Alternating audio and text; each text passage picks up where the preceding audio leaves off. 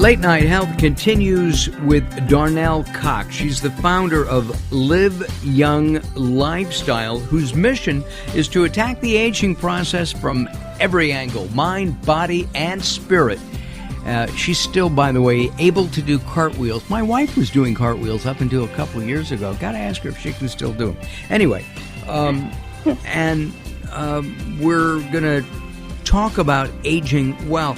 There's a word that kind of bothers me, Darnell, and that's anti-aging. If I'm anti-aging, aren't I dead?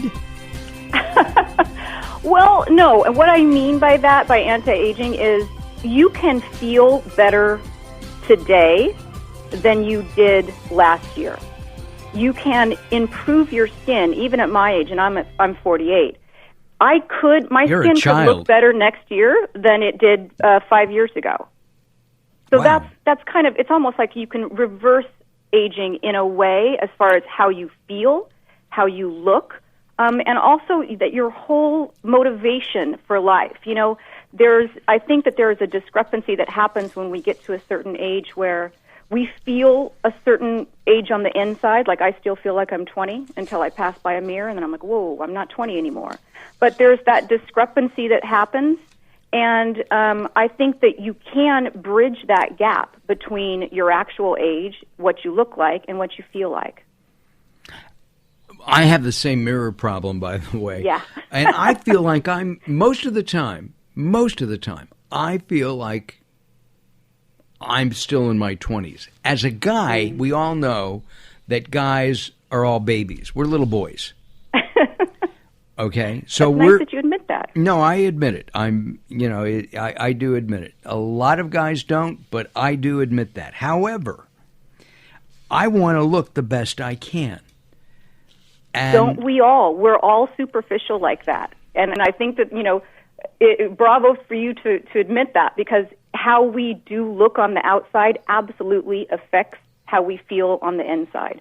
And you can go home and ask your wife, when she has a good hair day, it changes her day. If her skinny jeans slip on a little easier than normal, it changes what you do with that day. You want to get out there in the world. Me, I want to run into every ex-boyfriend I ever knew. And, yeah, look what you don't get anymore. Never mind. I'm sorry. Did I say that? I did. Darnell, though, you said superficial. Is it superficial? We all want to look great. Why is that superficial? I only say superficial based on, there is that whole train of thought that says, let's grow old gracefully. That's, if my readers, you're on the wrong website if that's your goal, to grow old gracefully. I want to fight it every step of the way in how I feel and how I look and how my skin looks. And I think that because, when you do pass by that mirror, you want to feel great about yourself. And it's hard to do that when you don't feel that you're looking your best. So my website has all kinds of tricks to do that. I've divided the blogs up into 4 different categories that I think help you attack the aging process. And that's what I mean by attack it. Like, don't just be, just passively let the time go by and you passively age. No, I fight it with everything. So it's how you look on the outside. So it's potions and nips and tucks and the really good creams that are out now that are actually, there are some miracles in jars these days. So they're getting so much better at the skincare lines that they're coming out with. I just want to rub them on my tush and my belly. The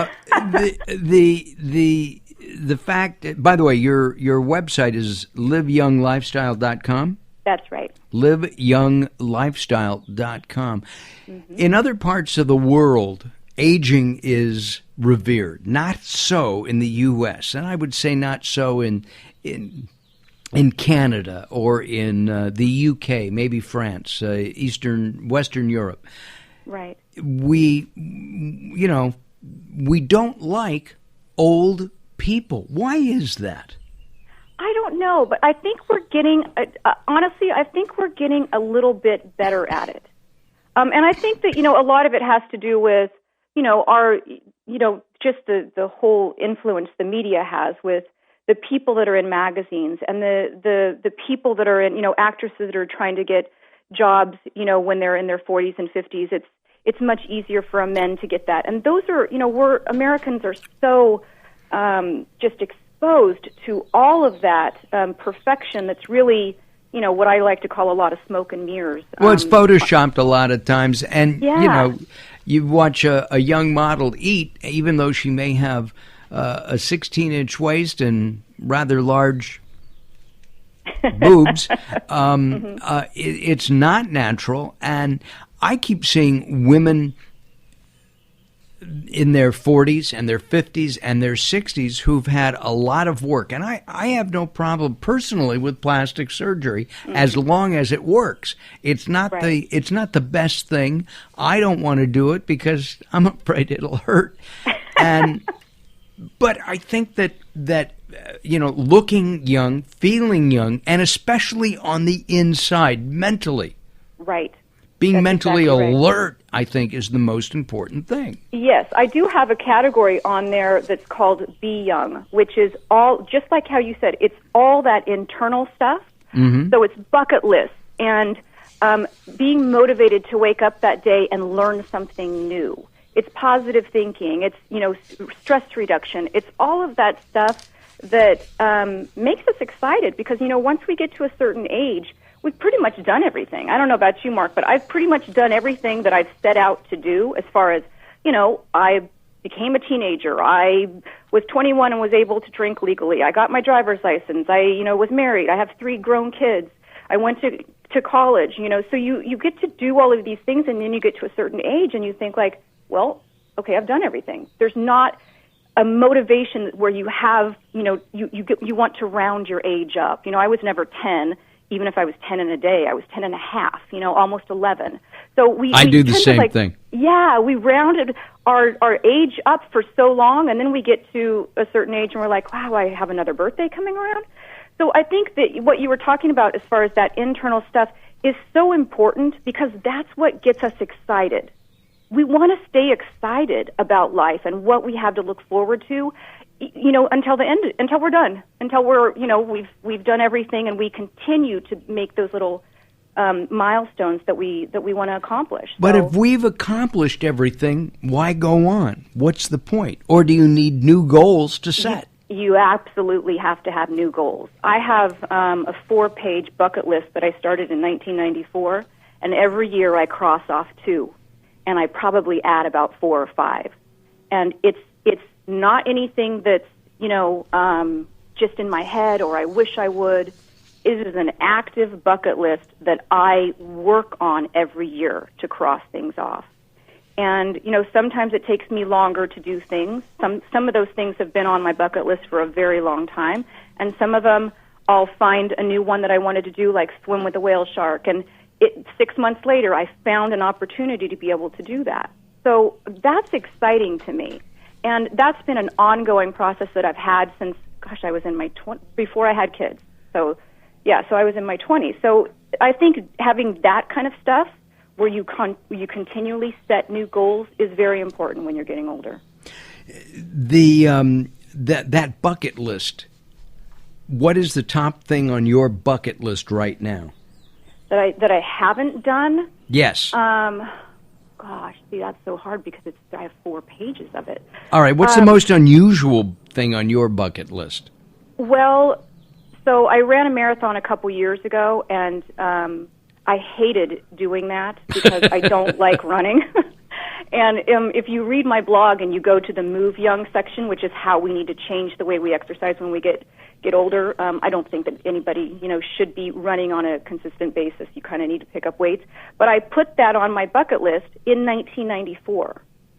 So before I turned 45, I thought, I'm 48 now, so it was before I turned 45, I thought, I just have to cross this one off. So I did run it, and I ran it in a time that I was happy with, but I thought, probably the hardest challenge I'm going to have is to do it again. So I want to do it again, and so I wrote that one back on again. Now I'm hoping I can do it before I turn 50. So that's one. But like I just took my dad. My dad also has a bucket list, and I just went on a trip with him to Machu Picchu, just the two of us. So it crossed off two different things because I'd always wanted to go on a vacation with just my father because I was kind of raised by my father, and I wanted to go to Machu Picchu. So we did that together. So things like that. I took a flying lesson with my father-in-law 6 months ago. I had wanted to fly a plane, so he flew to Oxnard and I flew it back. Wow. So, yeah, that's amazing. I've got to think about my bucket list. What's on it? Well, I'm going to tell you a trick though, because okay. You can't just have a bucket list and put it in a drawer where you won't see it. So my bucket list is continually changing. There's things crossed off, and then I put it in where I sit down to watch TV. There's a drawer where I open the drawer and I take a coaster out to put it on the table. Every time I open that drawer, my bucket list is right there, screaming at me, what have you done? What have you done? So it's important not only to write it down, but have it to where you run into it all the time. And it keeps you, even subconsciously, thinking about what you still want to do. And of course, having a bucket list or anything that you want to do, a goal, and writing it down kind of imprints it into your memory and your subconscious, helping to make that come forward. Our guest is Darnell Cox. She's the founder of Live Young Lifestyle. And we're talking about staying young and healthy at any age, even doing cartwheels at the age of 90. You bought your first, I'm looking at your pressed kit here, and it said you bought your first jar of wrinkle cream at 17. You must have been a prune. I think I was Excuse one of me, those the girls. new term, I'm sorry, the new term is dried plum. Oh, well, okay.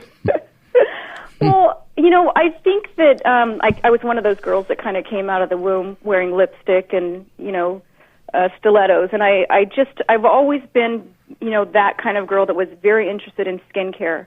And I was also interested in health and fitness, and I've always been somebody that liked to exercise.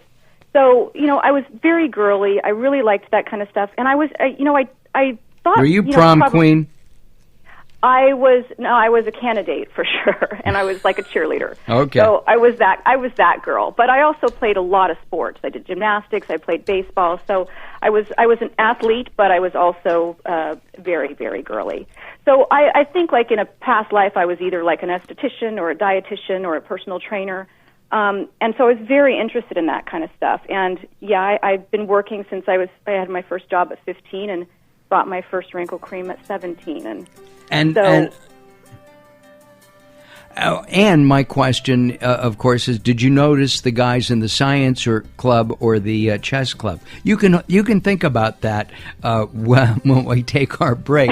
Our guest is Darnell Cox. I was the president of the chess club. I think I was anyway. And she is the founder of LiveYoungLifestyle.com. Don't go away. We have more with Darnell, and then coming up next hour, we're going to be talking about some really interesting things, including the connection between the body and astrology. Don't go away. More coming up. Visit us at latenighthealth.com. If you miss any of our shows, you can always listen to them there. Don't go away. More coming up with the insane Daryl Wayne, me, and Darnell.